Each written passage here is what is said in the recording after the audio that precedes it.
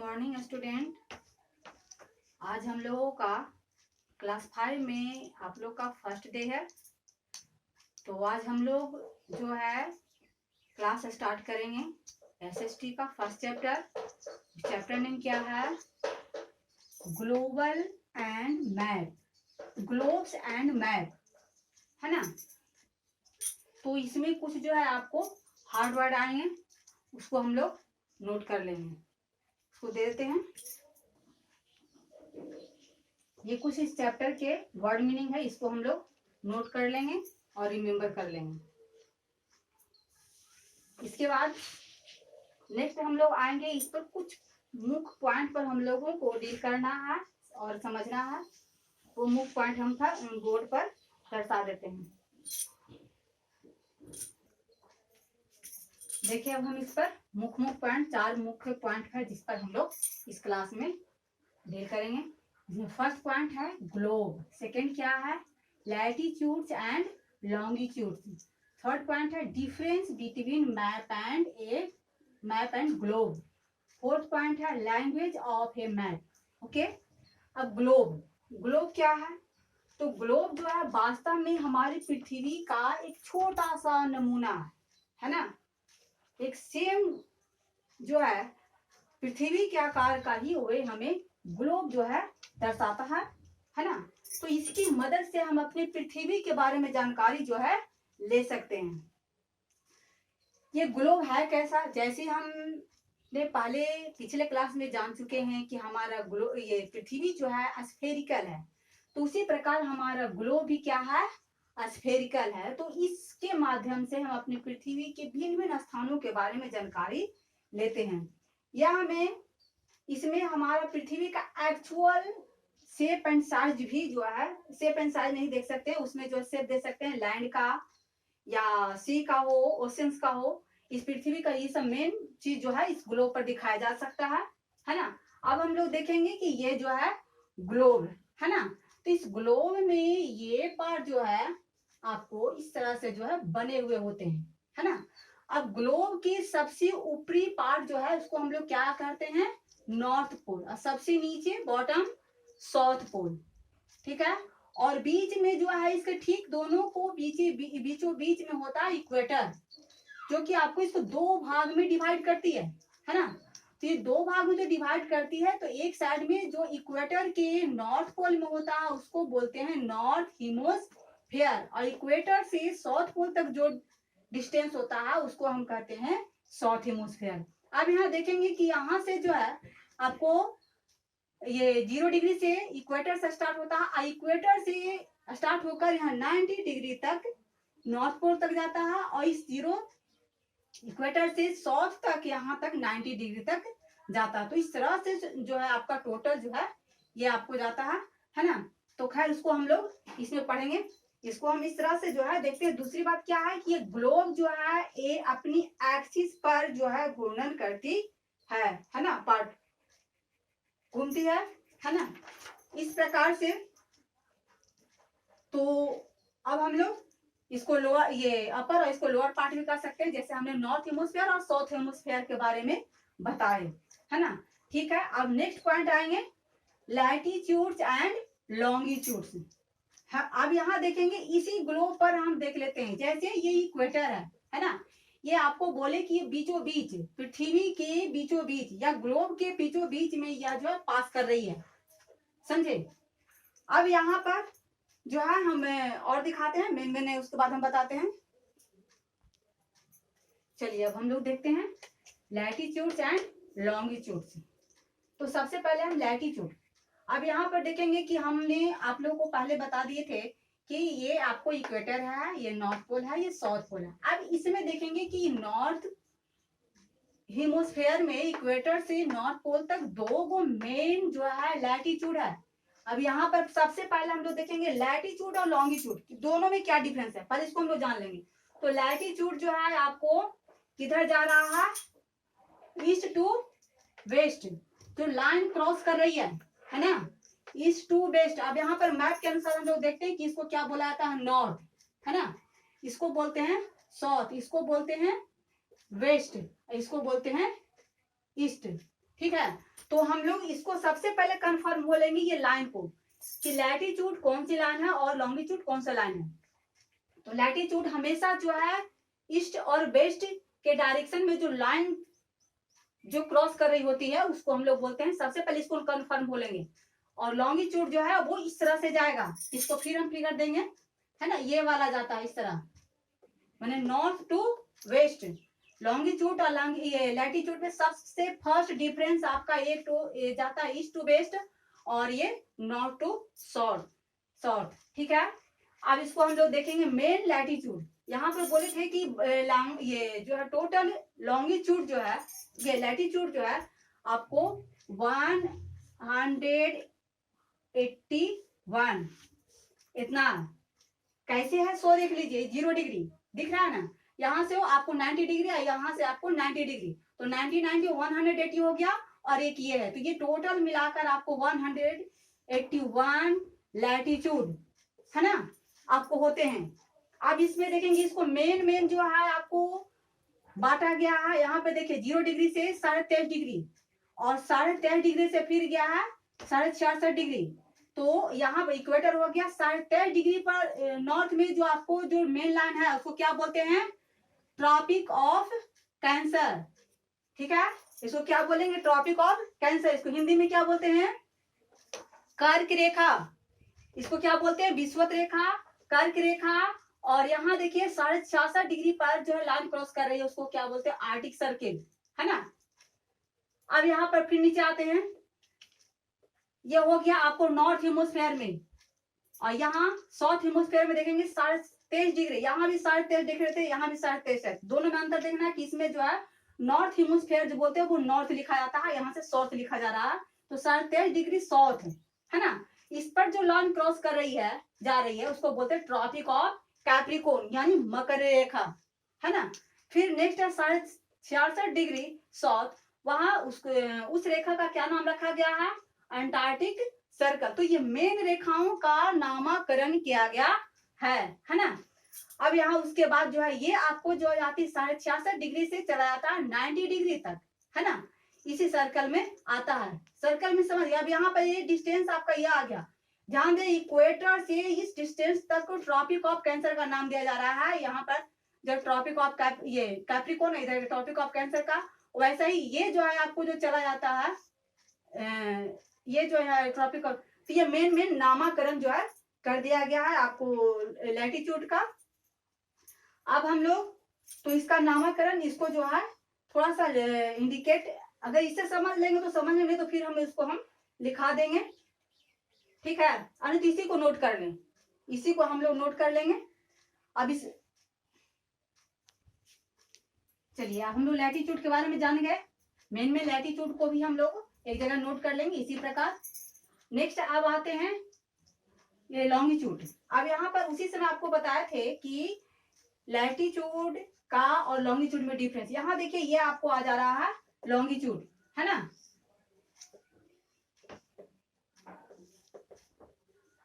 Longitude से, है ना। तो लॉन्गिट्यूड में हम क्या देख रहे हैं कि इसका जो आपको लाइन गया हुआ है ये ग्लोब पर, वो नॉर्थ टू साउथ, है ना, इस प्रकार गया हुआ है।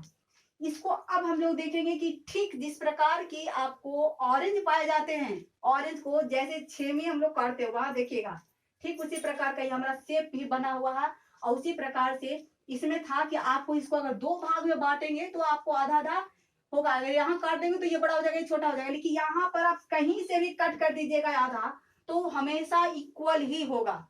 ओके, यहाँ पर हम क्या देखे थे कि ये आपको लाइन जो है अगर कहीं से भी कट करते हैं तो यहाँ पर बराबर होगा, लेकिन इधर उधर से कहीं करेंगे तो आपको डिफरेंस आएंगे। लेकिन यहाँ पर जो है वो आपको कहीं से भी कट करेंगे 50 तो आपको 50-50 आपको जो है यानी आधा आधा जो है बढ़ जाएगा, है ना, समझे।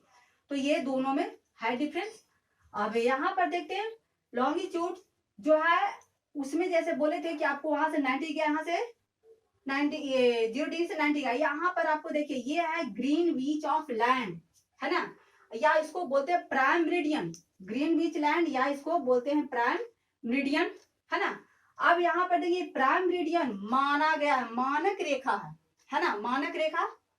तो ये वास्तव में है नहीं, इसको माना गया। अब इसको देखते हैं, यहाँ से मान करके लिया गया, यानी 50-50 जैसे इसमें था कि आपको इक्वेटर से हम मान नहीं सकते, ये आपको पाया जा सकता है, माने इंडिकेट कर सकता है, क्योंकि लेकिन यहाँ पर आपको बोले कि जहीं कहीं से भी कट करेंगे तो 50-50 हो जाएगा, तो इसीलिए इसको हम मानते हैं। पूरे वर्ल्ड की जानकारी के लिए या अध्ययन करने के लिए हम लोगों ने माना गया।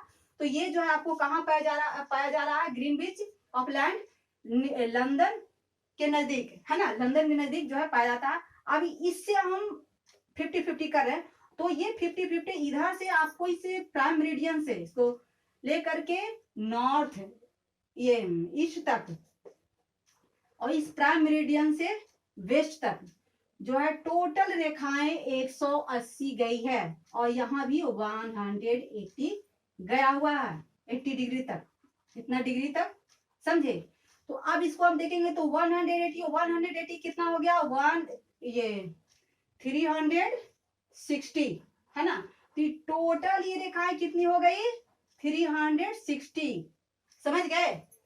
तो ये आपको, अब इसको हम यहाँ भी ध्यान देंगे, जैसे इसमें हम लोग हीमोस्फीयर के बारे में बताए थे कि इक्वेटर से नॉर्थ पोल तक, इक्वेटर साउथ पोल तक, यहाँ पर जाएंगे प्राइम मेरिडियन से ईस्ट तक और प्राइम मेरिडियन से वेस्ट तक, तो इसको बोलते हैं ईस्टर्न हीमोस्फीयर। इसको क्या बोलेंगे, ईस्टर्न हीमोस्फीयर, है ना। इसको बोलते हैं वेस्टर्न हीमोस्फीयर, समझे।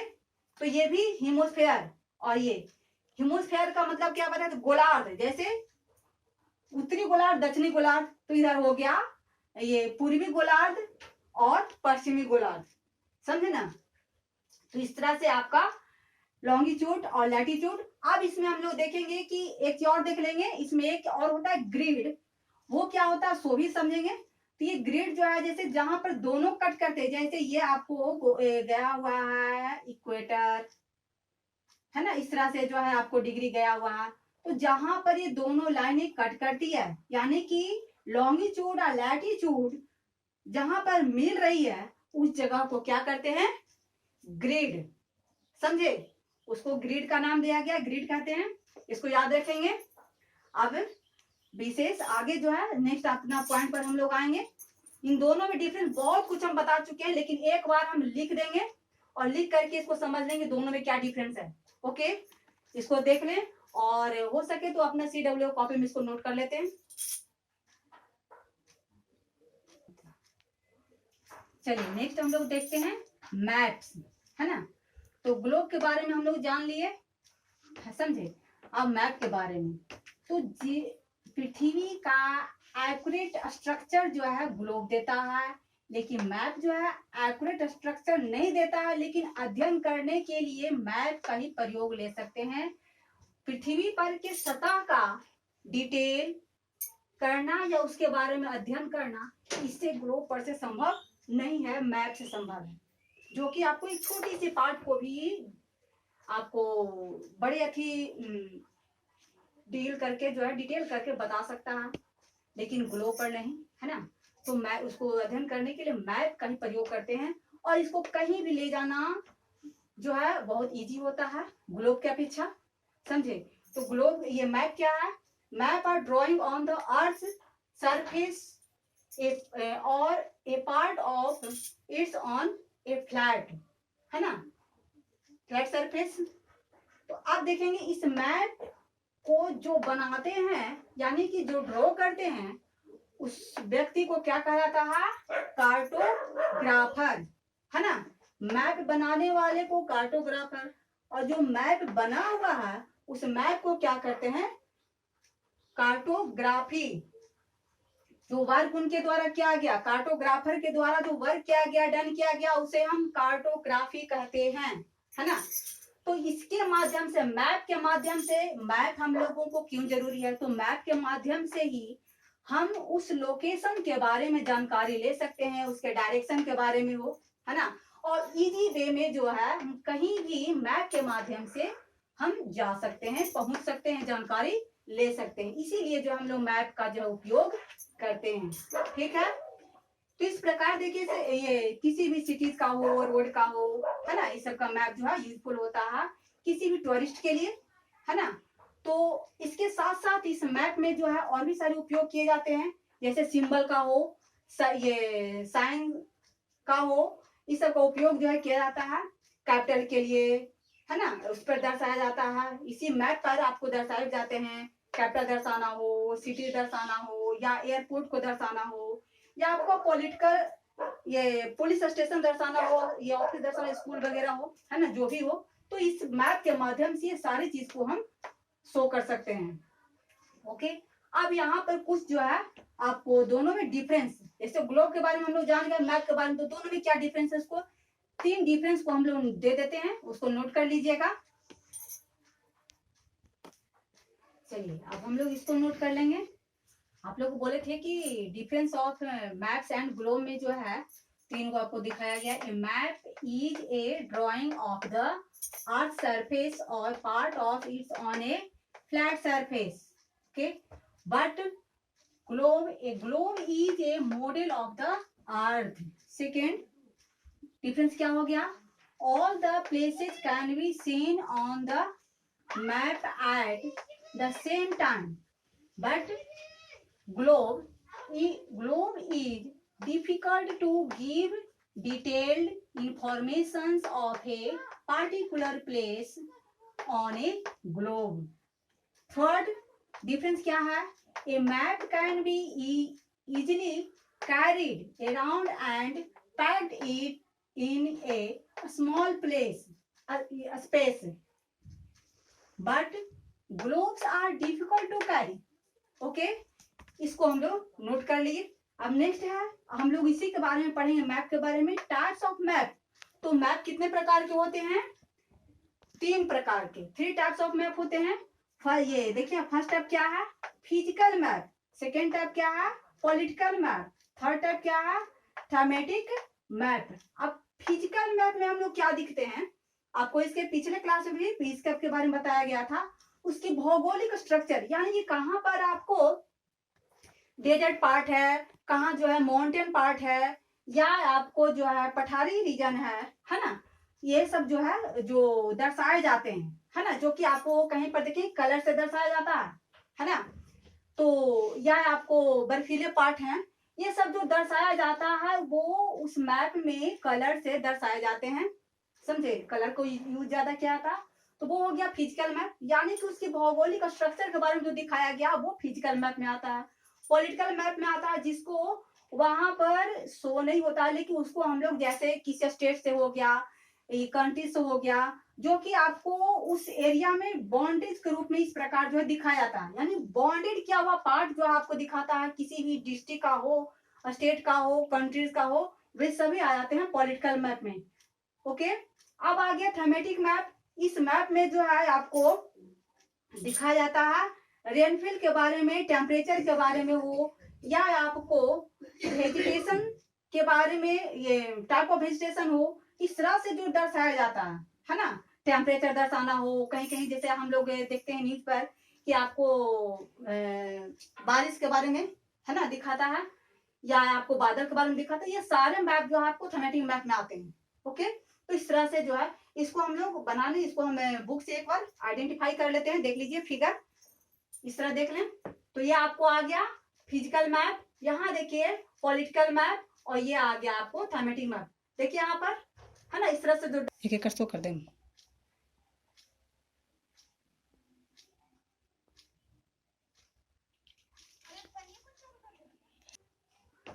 ये हो गया टाइप्स ऑफ मैप।